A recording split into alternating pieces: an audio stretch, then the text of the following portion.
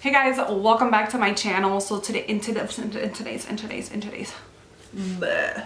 guys, welcome back to my channel. So in today's video, we are going to be talking about all the books that I read in the month of September, which weren't many. It wasn't many, but I will say that just like the month prior to September, August, all the books that I read were in between 4 stars and 5 stars. So to me, that is a win-win. I only did get to read 5 books. I reached a whole hand. That's a good thing.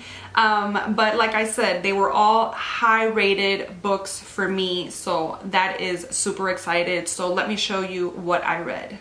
So the first book that I started the month off with was Into the Drowning Deep by Myra Grant. And my love for Myra Grant has like reached a new level. This month I will be reading some of her work, but I love her mermaid series, or her siren series, which include Rolling in the Deep that I read last month, and then Into the Drowning Deep.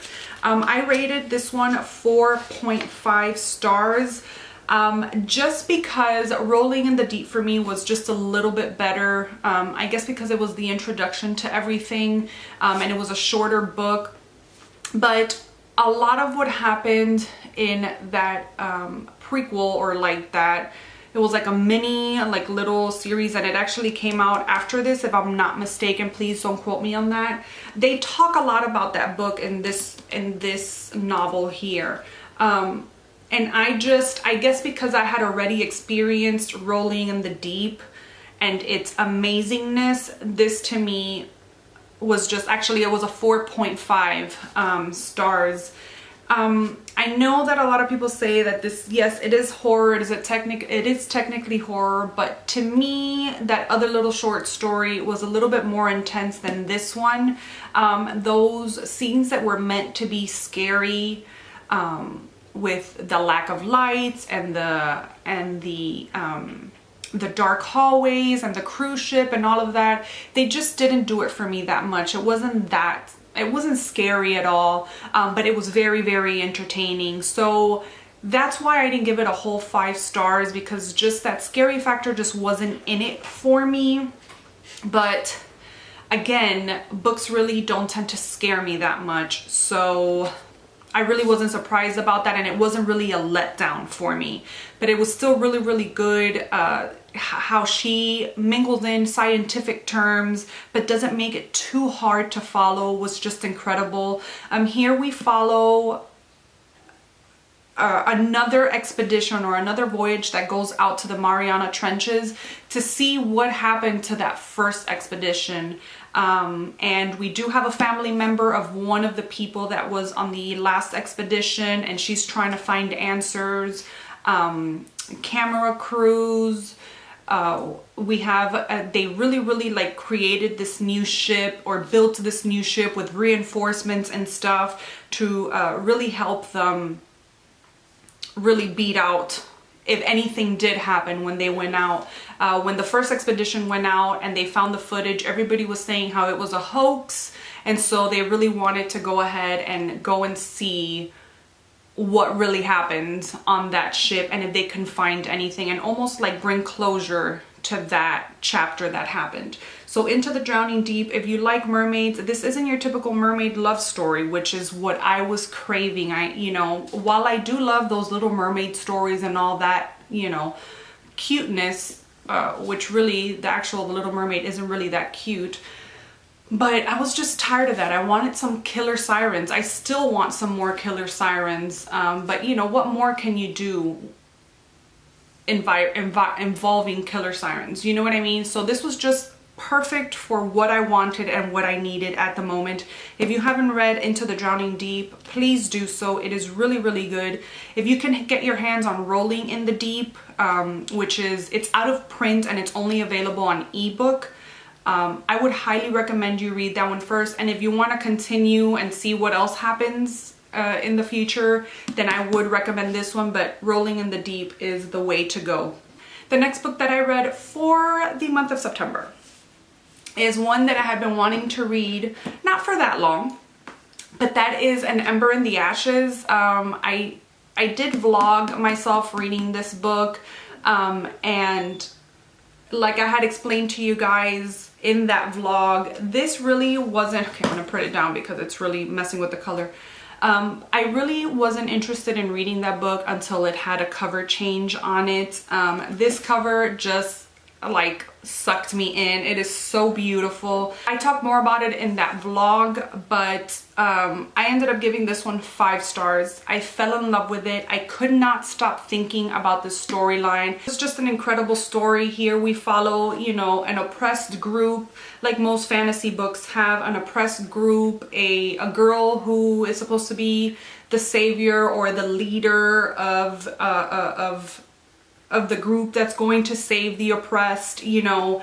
One of my most loathed characters ever is in this book, and that's the commandant, however the hell you say that, the leader of the school, the leader of the academy where the soldiers are. I cannot stand her. I can't remember her name right now at this moment, but she is right there, right along Professor Umbridge, which I cannot stand.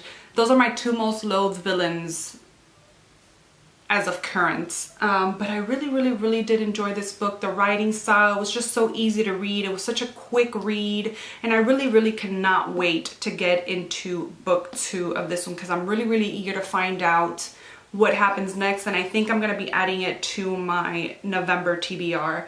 So yeah, 5 stars, and Ember in the Ashes. So glad I picked it up. Okay, sorry, but my camera died in the middle of filming because it ran out of space because I talk too much. So I don't know where I was, so we're just gonna start over again because I know what book I was talking about. So the next book that I read for September is An Unwanted Guest by Sherry LaPena. I don't know how to pronounce it yet, but whatever. Just have to move my dog out of the way. And so, I mean, look at this cover, the blueness, to be completely honest with you, this was a complete cover buy, a complete cover read, and I am so glad because such an amazing book. It is a whodunit thriller.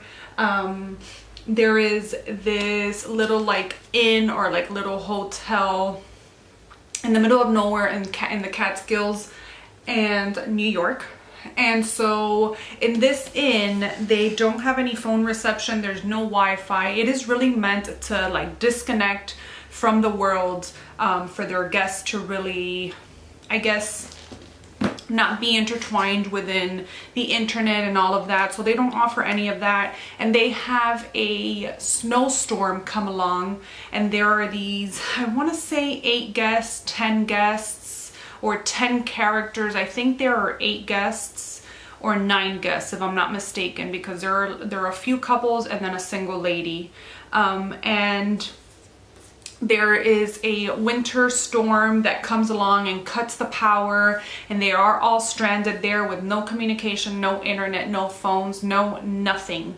And then someone dies, and they don't know if it was a murder or if it was an accidental death or what it was. And so they're all like trying to figure things out, and then another death comes along, and so now they know it's murder, but they don't know who it is. They don't know if it's within the group, if it's coming from the outside. And I loved it. I gave this 4 stars. Halfway through the book, I was thinking, okay, 3.5, it's enjoyable, you know, it's good. But when that ending hit, I was like, 4 stars. 4 stars. It's not easy to figure out who the killer is, though not impossible not to figure it out. And so really great. I love the characters. I loved each and every one of their backstories. And so yeah, if you haven't read An Unwanted Guest and you like whodunit kind of thrillers, I would highly recommend it. It's a quick, easy, fantastic read. So I would recommend it. And then after that, I jumped into The Vampire Prince, which is one of the Cirque du Freak books. This is book number 6 in the series. I think there are 12 books.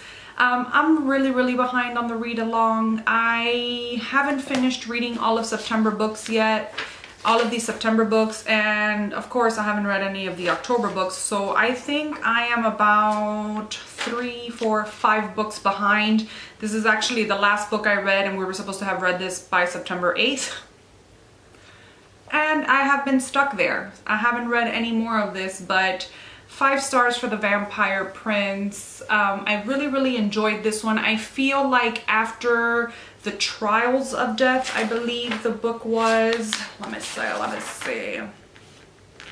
The Trials of Death was kind of slow because of course character development, no, not Trials of Death. I am so sorry. It wasn't Trials of Death. Trials of Death was full of action, but Vampire Mountain was the one that sort of took it slow and sort of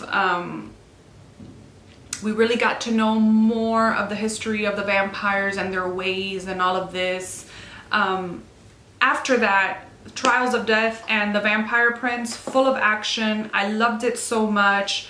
The way it ended was just perfection. And yeah, I would recommend it. Again, like I always say, I don't want to say too much about this because it really spoils the first and second book. So there's not much to say other than I gave it 5 stars. And if you haven't read The Saga of Darren Shan, Cirque du Freak, I really highly suggest it. What are you waiting for? Like, go. I mean, look at how pretty these books are. They're fantastic. I have them right there. So cute, and I'm really enjoying those stories. I really need to pick back up on them because I just do. The last and final book that I read, but certainly not the least, is my favorite, Joe Hill, The Fireman. I finally picked this chunker of a book up. I have a little confession. I actually finished this book October 2nd, but I literally had like 50 pages left. I didn't get any reading done on the 1st of October, and then on the 2nd I finally picked this up because I didn't have a chance to, and I read it, but I'm counting it for September because this book is like 700 and something pages long, so for 50 pages, I'm counting it for September. Oh my gosh, what can I say about this book? I love Joe Hill. Every time I read something of one of his works, I fall more and more in love with his writing. This was no exception. My only complaint about this, I gave this book 4 stars. My only complaint about this is the sheer size of it. And in my opinion, it was unnecessary length, because there was a lot of repetition. And I know that is one of my most major complaints with most books that I read, is that it was very repetitive, but it just kept going back into one of the characters' past life and her relationship with her boyfriend or baby daddy or whatever you want to call him. But it just kept going back to those scenes and those remembrances of times with him that I was just like, okay, I'm over it. Like, I get it. You had a bad relationship with, he's a let me not cuss, but he is a donkey butt. I get it. But come on, let's move on and let's get it going. One of the most beautifulest apocalyptic diseases that I have ever read or mentally have envisioned. Basically, this is about a spore, a fungus that comes up on humans, and it is, when it comes up, it's, you start getting like black lines with gold all over your body, and then not knowing when, how, or where, you just go into, you just combust, you just go up into flames and you die. And so they're trying to figure out what it is, how it works. But basically they have, you know, it has escalated quickly, and so nobody knows really how it works. And the character development in this is incredible. We follow, oh man, what's her name? I forgot her name already. That's how long it was. So here we follow Harper. She is a nurse, and we follow her story along with this group or this camp that she finds along the way of survivors. The spore is called, they know it as dragon scale, but it actually does have a scientific term that I will put it right here because I'm not even going to try to pronounce it, but it's but everybody knows it as dragon scale, and basically it just tattoos, the host just tattoos the body of the people that get it, and it's highly contagious. And throughout they're trying to figure out, how is it contagious? Is it by touch? Is it by, how is it, you know? And so needless to say, yes, they do figure it out, duh, because if not there wouldn't be a book. But we follow Harper, which is the nurse. We follow the fireman, which is one of the survivors, and then just a whole camp of people that have basically learned how to control this thing in a way.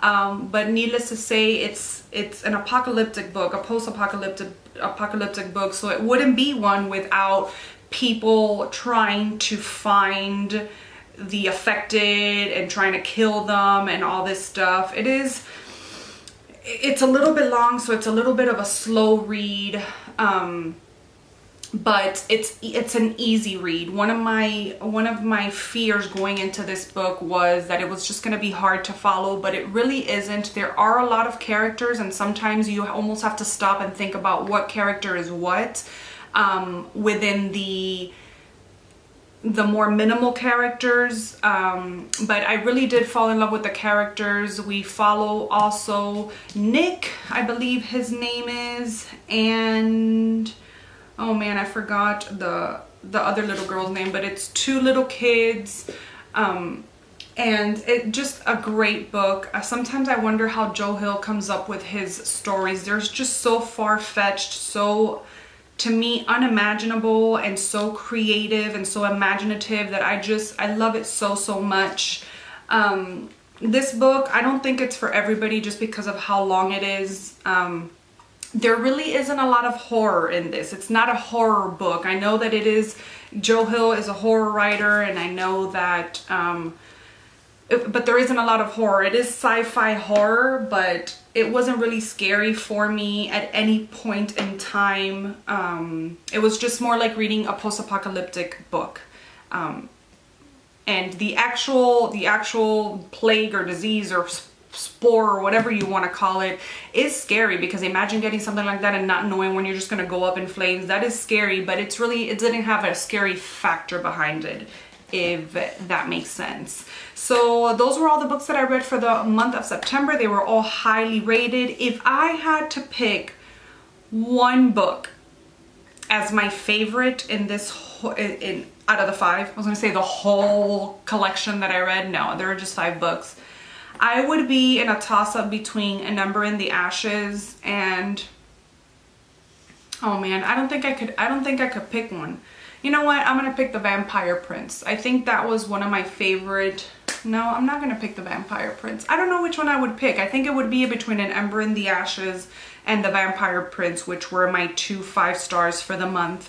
Let me know what you guys read for the month of September. If you loved it, if you hated it, would you recommend it to me down in the comment section, and I will see you guys in my next video. Bye.